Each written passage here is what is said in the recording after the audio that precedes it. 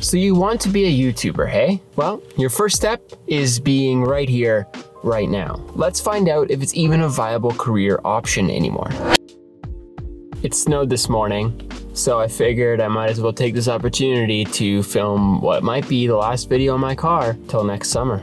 I guess if you're watching this, I don't need to tell you why YouTube is powerful. Making content that you love to an audience of thousands, hundreds of thousands, even millions of people who care about the same things you do and love the same things you do. It's a platform unlike anything we've ever seen before, a platform where your viewers can think of you like a friend and trust your recommendations and your opinions. It's powerful. If you don't think it's powerful, see my first video of my influencer series in the card up on the top right corner. And if you're like me, call it crazy, building an audience on YouTube is one of your big life goals. But how realistic of a goal is that? Are your parents right when they say that you need to get a real job? I wanted to ride it! Quickly, before we dig deep into this, I'm thankful to be back making videos again. I've really found my groove lately, found videos I'm super passionate to make, and it seems like you guys are loving them. So if you could do me a favor and like and share this, as well as subscribe, it would mean an awful lot. Now on with the video. So should you even try making YouTube videos in 2020? Here we go. Here we go! The good ones make it look effortless and easy. They make it seem like building an audience was no problem at all. But with 500 hours of video uploaded to YouTube every minute, that's 82 years of video uploaded to YouTube every year, a lifetime. The competition is crazy, and it's not as easy as you might think. Obviously, determination and knowledge is very important to get there, but I got a bunch of data from 2019 which will help us to figure out whether it's really possible for you to become a YouTuber in 2020. Data that shares how much people have grown, how many channels out there are growing, and the statistic on the percentage likelihood you have of actually making it on YouTube. Keep watching to find out. To give you an idea, as of last year, there was about 30 million channels with under 10 subscribers, 18 million channels with between 10 and 100 subscribers, 7 million channels with 100 to 1,000 subscribers. That's me, by the way. 160,000 with over 100,000 subs, and 16,000 with over 1 million subs. That's honestly more channels than I thought would have over 1 million subscribers. I remember when that was the biggest goal on YouTube. Once you hit 1 million subscribers, you were ultra famous. So I just want to thank each and every one of you for getting Fred to 1 million subscribers. But now,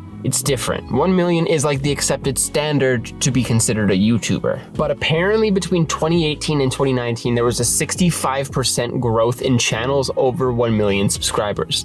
That's a lot, especially considering we're talking about 16,000. So a lot of people hit 1 million subscribers last year. But still, 16,000, how possible is it though? So to give you some context, to get a starting position on an NBA team has roughly a 0.03% chance of happening. In contrast, winning the lottery has about a 1 in 14 million chance of happening. Very low. But being a YouTuber, becoming a YouTuber and hitting 1 million subscribers is somewhere in the middle of those two. The chance of that happening is 0.007%.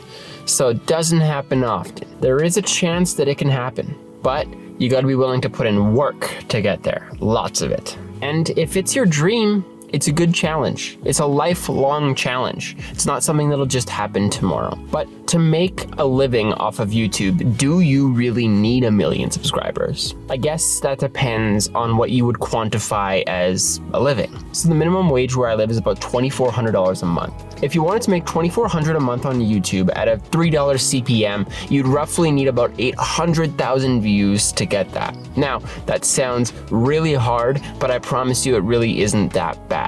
People with 50K could be getting 800,000 views in a month. Depends on how often you upload, how engaged people are, and how many views you get on average. But that's just from AdSense. People make a lot of money from ad deals, brand deals. That's where the bulk of the money as a YouTube creator or an influencer comes from. Brands will pay you what they think it's worth to do a shout out, make them a video, whatever. So that's where the money is. And if you're exclusively relying on AdSense, it'll take you a bit, it might take you forever to be honest, but you could make $2,400 a month very easily on YouTube once you surpass about 50K. So that means just in AdSense, you would probably make between $10,000 and $20,000 a month with 1 million subscribers. It all depends on how friendly your content is, of course, and how often it's getting viewed, but that doesn't include brand deals either. So there is money out there in being a YouTube creator. Same with TikTok and Instagram. You can make quite a bit of money posting on the internet. It is still very profitable. So this begs the question, is the money even really worth it? Let's start with a doozy of a question. What drives you? Is it money? Is it power? Is it doing something that you love? What drives you is important in determining whether it's going to be worth it or not. To be a YouTube creator, being passion driven is essential. There's no way you're gonna make it with a 0.007% chance if you don't have a passion for making videos. To give you context, I've been making YouTube videos for about 9 years. In those 9 years, I've made about $60. That's not a lot. Dude, you can see my back window's fogging up. It's kind of funny. It's kind of not cold, but it's definitely chilly out here. So what would make it worth it or not for the money or the passion or whatever? Let's go over some positives and negatives. Some of the positives would be having influence, having people who look up to you, the ability to follow your passion, the privilege to share your opinions with the world, being able to set trends, and many more. If YouTube has a 25% increase in channels every year, it makes it harder and harder every year to even make it. So what are some of the negatives? It's lots of work. It requires a lot of leadership. It never stops. There's no real time off. It can be stressful. It's a lot of pressure. It can lead to lots of fan recognition or lack of privacy, however you look at it. It can be hard to relax in public. Your mistakes are cast to the world, and so many more. Cancel culture is a thing. There's so many factors that go into making this not so desirable. I get that. And to be honest with you, for a long time, the negatives do outweigh the positives of being a YouTube creator. And I can speak to this because I've been a YouTube creator for almost 9 years, and I haven't really made it. The passion and being able to make videos I love is what drives me, and that's why I still do it. But I can't imagine if I didn't see a possibility of growing that I'd even remotely enjoy this. And if all the benefits lie on the other side, what are some of the sacrifices you have to make? Imposter syndrome, negative feedback constantly at the start, feeling stuck or like you want to give up, feeling like you have little free time, and judgment from your friends. But to be honest, if your friends are judging you for making videos, they're not really your friends. With all of that, if this is your passion, none of that is going to matter. I assure you of this. If it's your passion, the haters will be hard to hear, but so will the supporters. You're gonna be dead set on the vision of getting there, and it's gonna seem like just chatter on the outside when people try to criticize you or even congratulate you. It's not likely, but it's possible, and if you believe in yourself and you have a dead set goal, why shouldn't you do it? According to the same stats from earlier, the only group in 2018 to 2019 that didn't really grow much was the 100 to 1,000 subscriber range. Now, I guess this kind of makes sense because there's probably lots of new channels up and coming, but also it probably signifies that 1,000 subscribers is the hardest mark to hit. It takes a long time to get from 100 to 200, 200 to 300, and so on.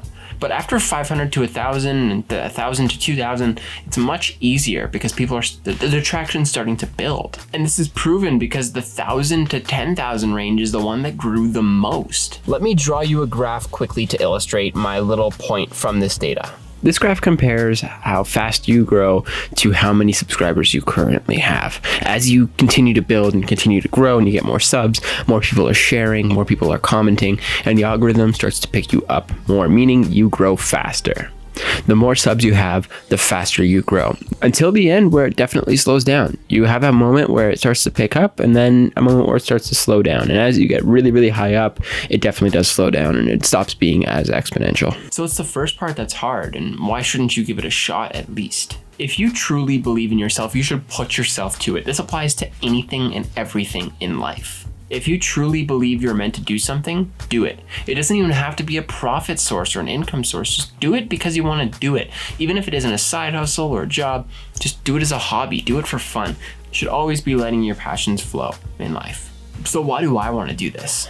I dropped out of film school after the 2017 year. And for that year, from 2017 to 2018, the end of 2018, I didn't make any YouTube videos because I felt like they were inferior to what I'd been studying in school. I almost feel like school kind of taught me that. The thing is the entire time I felt off. Something wasn't right about my life. And the issue was I didn't have creative expression. I didn't have something to go to express myself, which was the problem.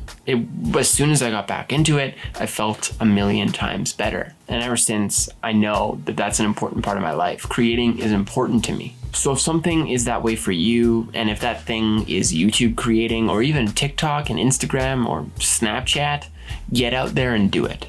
Create, make something, and make a positive impact on the world. The world isn't gonna change on its own. People have to help to change it. And you could easily be one of those people. Believe in yourself. That's the motto. Anyways, thanks so much for watching. I'm really, really excited about this. If you did enjoy this video, please share it with your friends. We're at 217 subscribers and growing, so share it, subscribe, like the video, and thanks so much for watching. I'll see you guys next Sunday.